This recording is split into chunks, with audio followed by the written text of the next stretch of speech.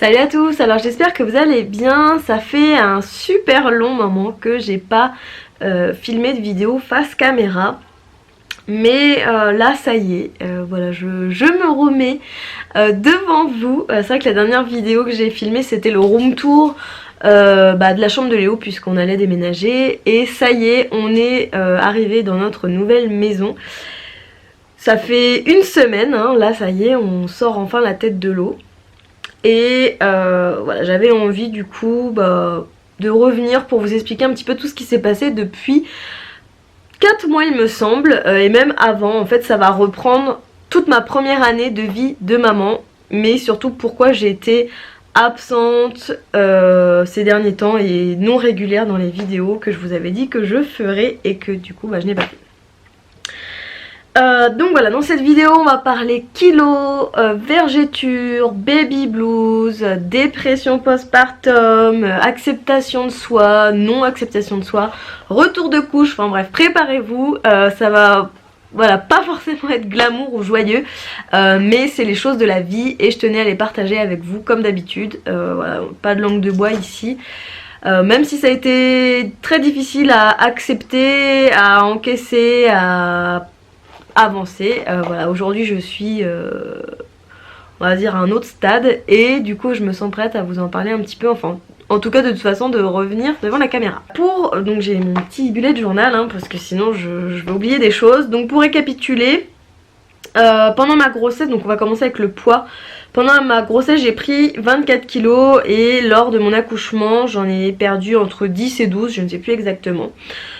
Donc je vous avais déjà expliqué dans la première vidéo, enfin la seule et l'unique d'ailleurs que j'ai faite dans l'évolution maman bébé. Je vous la remets ici si ça vous intéresse de la voir quand même parce que je parle d'un sujet assez particulier dans cette vidéo. Voilà, je vous disais que j'avais la peau flasque, que j'avais les vergetures, que mon ventre était moche, enfin bref, je me sentais vraiment mal. Ça a pris plusieurs semaines, vraiment, à ce que mon corps retrouve, on va dire, une forme qui me paraissait acceptable. À chaque fois que je me regardais dans le miroir, franchement, je me reconnaissais pas. Enfin, vraiment quoi, j'avais la silhouette qui avait vraiment changé et c'était assez difficile de l'encaisser, sachant que voilà, moi j'ai fait un bon baby blues, j'avais tout le temps envie de pleurer et quand je me regardais dans la glace, ça n'arrangeait rien parce que vraiment je me sentais moche quoi.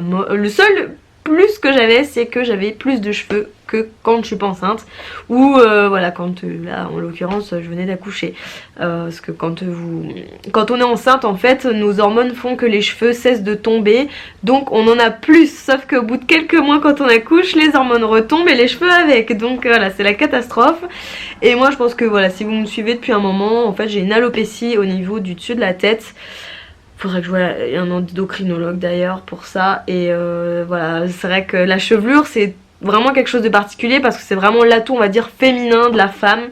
Et moi, je n'en suis pas forcément pourvue. Donc j'ai quand même de la chance qu'ils sont assez sympas dans le sens où, bon, ils sont un peu bouclotés, etc. Mais sinon, voilà, bref. Pour repartir sur le sujet de base, j'avais vraiment une vision très négative de mon corps.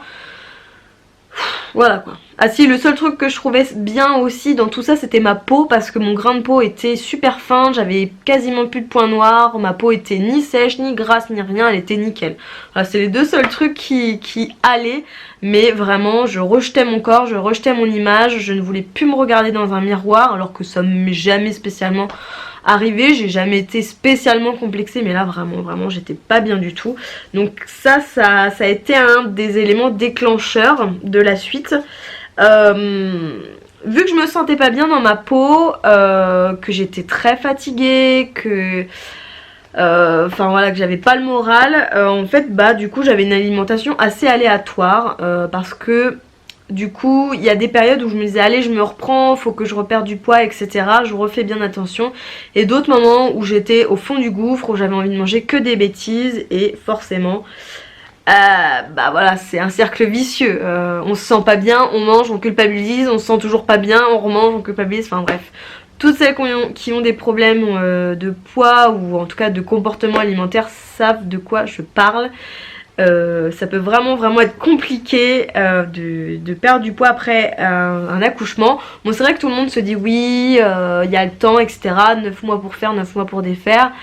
Je vous rassure, on est 1 an, même 14 mois plus tard, je ne m'en suis toujours pas défait. Mes kilos en trop sont toujours là. Donc c'est la catastrophe. Enfin bref, mais voilà, j'avais vraiment une alimentation aléatoire parce que j'avais déjà aussi un manque d'envie des fois de cuisiner. J'avais, comme je vous disais, beaucoup de fatigue. En fait, bébé, Léo, comment dire, il demandait beaucoup les bras. Il voulait très peu dormir tout seul dans son lit. C'était très compliqué. En plus il avait des coliques, donc bref, tout ça mélangé faisait que j'étais exténuée. Et on va dire que l'extrême fatigue dans laquelle je me trouvais faisait pas non plus comment dire, j'ai du mal à trouver mes mots, excusez-moi, ça fait longtemps que je n'ai pas filmé, aidait pas non plus, voilà, à ce que je me remette d'aplomb, quoi. Donc je continuais tout doucement mais sûrement à descendre. Donc là je vous parle de ça, ça a quand même pris quelques semaines, hein. C'est pas arrivé comme ça parce qu'au bout du premier mois ça allait encore. Enfin le baby blues était passé, j'avais eu peut-être 12-15 jours de baby blues. J'étais dans un laps de temps où ça allait plus ou moins bien et c'est vraiment par la suite où je me suis vraiment effondrée. Donc comme je vous disais, en fait, suite à la fatigue, l'alimentation, mon rejet de moi-même, etc., j'ai vraiment commencé à avoir l'humeur assez fluctuante. Comme je vous disais, je pleurais beaucoup. J'étais plus dans le baby blues là, mais voilà, j'allais rire pour un petit quelque chose et pleurer pour un petit quelque chose. Enfin voilà, c'était vraiment presque bipolaire. Mais voilà, c'est vraiment rien rien me chagrinait ou me mettait en joie. Enfin c'était vraiment particulier. Et j'étais du coup très fragile dans le sens où comme je vous disais, un rien me faisait pleurer. Et des fois, mais vraiment un rien quoi, c'est à dire un mot en trop en plus de mon chéri et c'était la dégringolade. Je pleurais, enfin voilà, très susceptible. Donc je pense que c'était aussi compliqué pour mon chéri. Là j'ai commencé vraiment à partir de là, donc on est aux alentours de 3 mois un petit peu passés, à rentrer dans une phase où c'est devenu délicat parce que en fait depuis le début, hein, j'ai toujours eu peur de la mort subie du nourrisson. Léo arrêtait pas de faire des espèces de petits étouffements, mais c'était pas du RGO, mais je sais pas, il s'étouffait peut-être avec des petites remontées, sa petite salive, enfin bref, j'en sais rien. Mais du coup ça me faisait hyper peur parce que du coup je me suis dit oh là là, si dans la nuit il s'étouffe, j'entends pas, je réagis pas, enfin bref.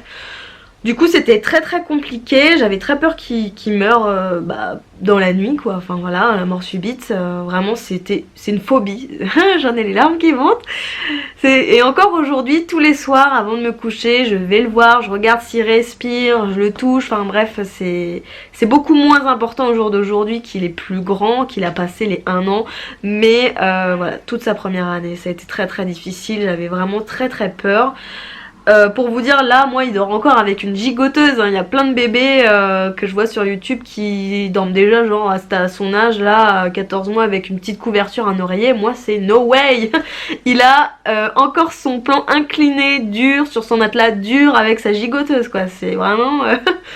Voilà, je suis très carrée sur la sécurité, et du coup, bah voilà, ça m'amène à des... Je vais dire des extrêmes, c'est pas forcément un extrême parce qu'il recommande quand même la gigoteuse jusqu'à je ne sais quel âge. Mais voilà, pour dire que du coup, je ne suis pas prête à griller les étapes, en tout cas sur le couchage. Enfin bref, tout ça pour dire que voilà, toute cette peur que j'emmagasinais chaque jour, chaque nuit, m'a fait remonter des mauvais souvenirs parce que je vous l'avais dit dans un Insta direct, il me semble, pas en vidéo, ou peut-être, je ne sais plus, je ne sais plus où je dis quoi. L'année de mon BTS, on a perdu beaucoup de personnes, donc c'était l'année 2016, voilà, dans ma famille, celle de mon chéri, etc. En tout on a perdu 8 ou 9 personnes, des fois à 15 jours d'intervalle. C'était très dur, il me semble aussi que je vous l'avais déjà dit dans une vidéo, je ne sais plus laquelle. Mais voilà, j'essayais de me protéger dans le sens où j'étais à fond dans mes études, à fond dans mon BTS, fallait que j'y arrive, fallait que je l'obtienne, etc. Et puis j'avais pas le choix en fait. Il y avait vraiment cette pression de l'examen qui était voilà, au bout, et du coup voilà, je m'étais un peu engouffrée dans cette brèche là. Et là, le fait voilà, d'avoir très peur, et ben ça m'a fait tout ressortir quoi.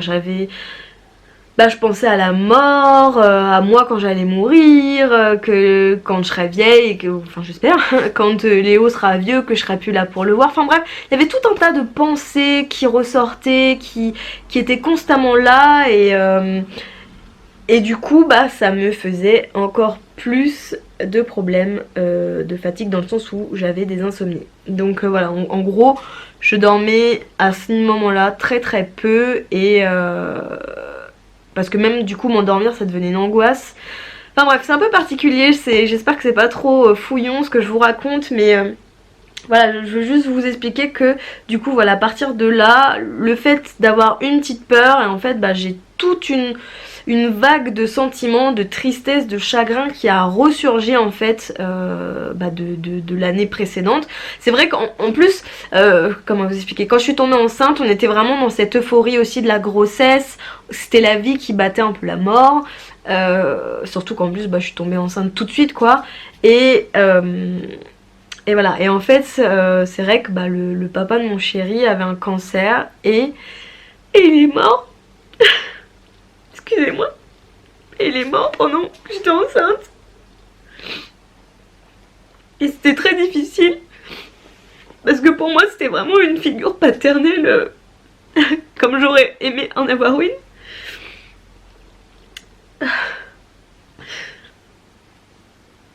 Désolée. Enfin voilà, ça fait des années que ma mère elle est avec mon beau-père, etc. Donc c'est quelqu'un de très bien.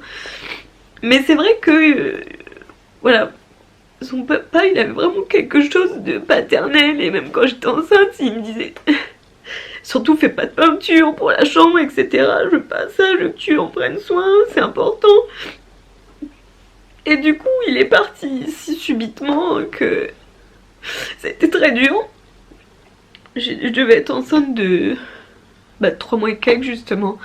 Donc voilà, ça a été tout un amalgame, et ça a été très très violent, très dur.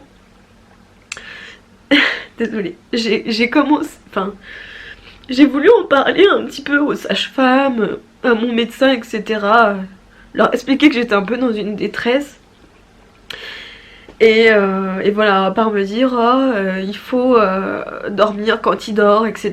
Je leur expliquais que c'était pas forcément évident, parce que Léo il dormait que dans les bras, et que je veux dire, quand un bébé est petit, s'endormir avec dans les bras ça peut être dangereux, on sait jamais ce qui peut se passer. Donc voilà, au final j'arrivais pas forcément à me reposer quand lui dormait.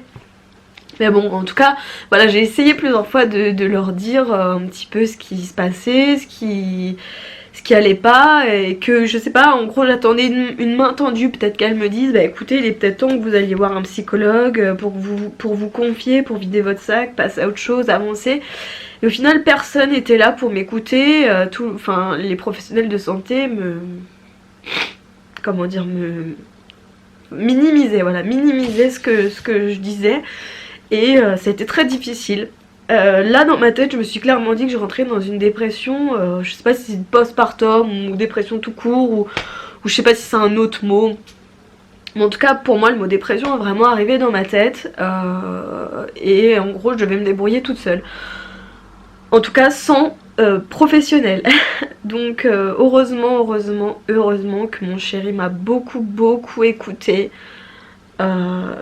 Plusieurs fois je lui ai parlé voilà, de ce que je ressentais,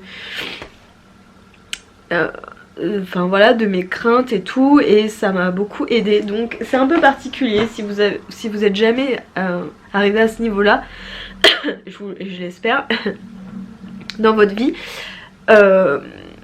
J'espère que j'ai pas trop le maquillage qui coule, je m'étais fait toute pomponnette pour cette vidéo.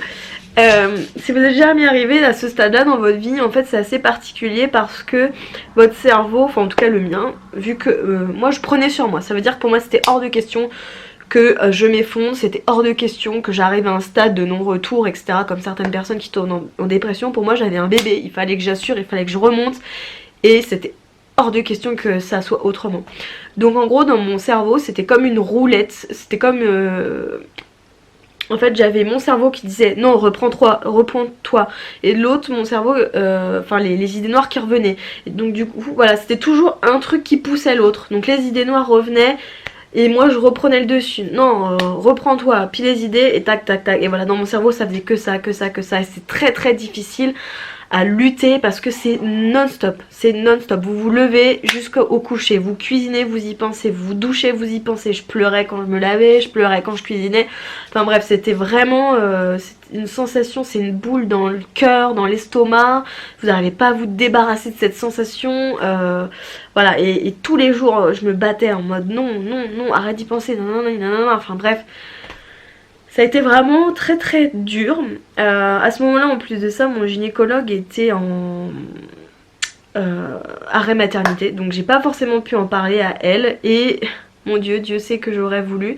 Là, j'ai été la voir justement pour autre chose la semaine dernière. Et quand je lui ai dit, elle m'a dit non mais clairement, pourquoi vous êtes pas venue? Je lui ai dit bah justement qu'elle était pas là.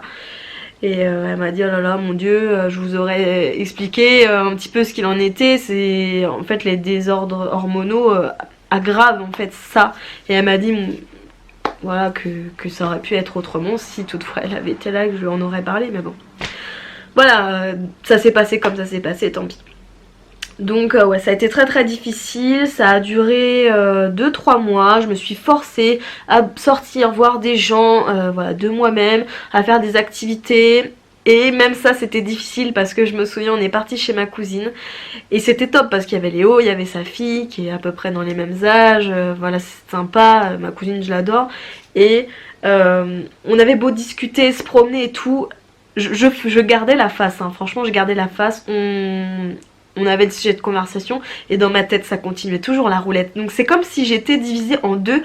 J'avais toujours ce truc là dans ma tête qui fonctionnait, l'histoire de la roulette, et d'un autre côté j'étais là en train de discuter et faire comme si de rien n'était. Franchement c'est ultra ultra dur, mais je me forçais à le faire parce que je me suis dit il faut que je me sorte de ça, il faut que je me sorte de ça, c'est pas possible. Donc le temps a passé et là je me suis dit, je vous le dis hein, parce que c'est pas, je veux dire vous pouvez en prendre tout bêtement en pharmacie. J'ai commencé à prendre du sédatif PC pour m'apaiser, pour me calmer. J'avoue que ça a bien marché, ça m'a bien aidé. En tout cas à me détendre le soir pour récupérer, donc pour passer une meilleure nuit. Donc voilà, au final c'est parti au fur et à mesure, petit à petit.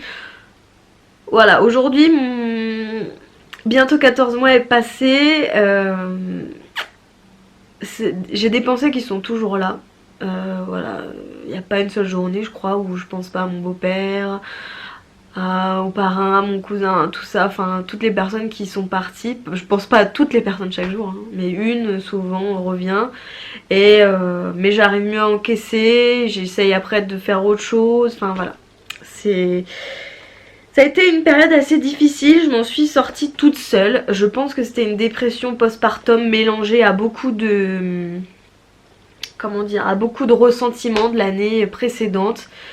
Et voilà, c'est ressorti comme ça.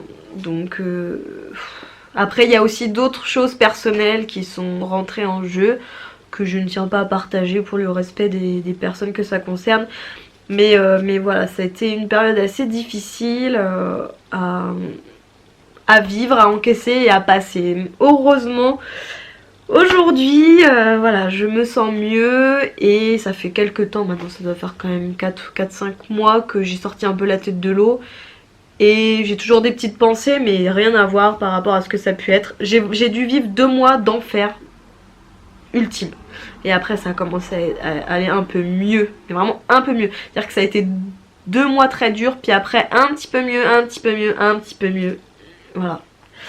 Donc bref, en tout cas, si vous êtes, ou un jour vous serez, dans cette situation-là, je ne vous le souhaite pas, n'hésitez pas à en parler à d'autres personnes, plusieurs personnes, parce qu'il y a des fois, il y a, comme là, je vous dis, mes sages-femmes, mon médecin traitant, ils n'ont rien entendu, et puis là, j'en ai parlé, j'ai dit la même chose à mon gynéco, et elle m'a dit, mais mon Dieu, il y aurait eu des solutions, quoi. Donc voilà, surtout si un jour ça vous arrive, n'hésitez, parlez-en, parlez-en, parlez-en, même à vos proches. Moi j'en ai parlé à ma mère et encore et encore et encore, à ma soeur, à mon chéri, voilà, vraiment j'en ai beaucoup parlé, donc c'est aussi ça qui m'a aidé, je pense. Même si peut-être un avis extérieur m'aurait aidé plus vite, mais en tout cas voilà, en parler ça aide toujours. Il y a aussi le fait, voilà, je voulais vous le dire, qu'il y a aussi le mal-être, c'était pas non plus aussi que mes problèmes de proches, de décès, etc. C'était aussi par rapport à mon allaitement, vu que je ne l'ai pas réussi, ça me tenait vraiment à cœur et j'y suis pas arrivée. Ça a été assez dur pour moi. Excusez-moi, je vais me moucher, je crois bien. Donc je vous disais, ça a été très dur pour moi de ne pas avoir réussi mon allaitement. Pendant plusieurs semaines, ça m'a quand même miné. J'étais triste. Pour moi, c'était un échec. Même si au bout de voilà, tout ce que je vous ai raconté sur mon accouchement, j'étais tellement crevée que voilà, j'ai dit stop, l'allaitement. J'en peux plus. Donc voilà, mais pour moi, j'ai aussi beaucoup de mal à le digérer. Il y a eu aussi le retour boomerang de la césarienne. Donc ça, on a été... Non, j'ai plus de batterie. Oh, non. Bon, bah, à tout à l'heure alors. Me voici de retour avec de la batterie pour finir cette vidéo avec vous. Donc quand je vous ai quitté, j'étais en train de vous dire que j'avais eu un retour de bâton, on va dire avec la césarienne. Vous avez été nombreuses à me demander justement ce qu'il en était par rapport à ça. Donc moi, il faut savoir que... voilà, quelques semaines plus tard, c'est vrai que je me suis dit, est-ce que j'aurais pas pu insister un 3e jour? Peut-être que j'aurais accouché par voie basse, pas par césarienne. Peut-être que ça a été voilà, mauvais pour moi, dans le sens pour les prochains bébés. Peut-être que je vais mettre en danger mes prochains enfants. Enfin bref, c'est vrai que je me suis pas mal tracassée avec ça. Après bon, j'ai aussi mon côté réaliste qui me remet tout de suite les pendules à l'heure en me disant, non mais attends, tu galérais déjà là. Ça faisait 50 heures, comment t'aurais pu encaisser une 3e journée quoi. Donc bon, voilà, j'y ai quand même pensé que pendant quelques jours et même encore aujourd'hui j'y repense et je me dis oh là là, j'aurais peut-être pu tenir le coup encore plus, enfin voilà.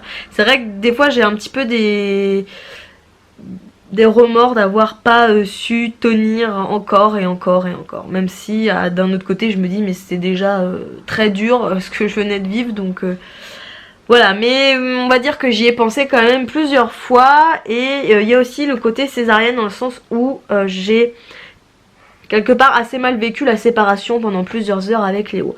Donc en fait normalement je crois que vous êtes séparés pendant 2 heures et moi j'ai été 3, presque 4 heures je crois, je suis plus sûre. Ouais, je ne sais plus. Donc enfin bref, mais plus longtemps. Et c'est vrai que voilà, même sans ça, le fait qu'il ait pu être devant mes yeux, bon, je savais qu'il était avec le papa et tout, mais du coup, ça m'a créé un stress post-accouchement. Voilà, il y a même un moment, je me suis dit, oh, est-ce que quelqu'un n'a pas échangé mon bébé, etc., etc. Donc bon, après, je vous rassure, on n'a pas échangé mon bébé, hein. De toute façon, on a eu la chance de pouvoir faire des photos au bloc opératoire, et en fait, il avait déjà ses bracelets d'identification dans le bloc, hein. Donc voilà. Et puis de toute façon après on vous reconnaît le visage des photos dans le bloc et hors bloc, hein. Je pense que même si à la naissance les bébés se ressemblent tous un petit peu, il y a quand même quelques points qui sont assez différents pour voir si c'est son bébé ou pas. Donc voilà, mais c'est vrai que j'ai eu un petit moment de mou avec la césarienne. Au niveau de la cicatrice, c'est un peu coup-ci coup-ça. Alors en fait, elle a été assez douloureuse les premières semaines. On va dire les 2 premiers mois. En fait, il a fallu que je masse beaucoup pour décoller un petit peu les tissus, parce qu'en fait ça vous colle un petit peu toutes les couches de la peau, donc il faut assez masser. Mais après au niveau de la douleur, ça c'est vite parti.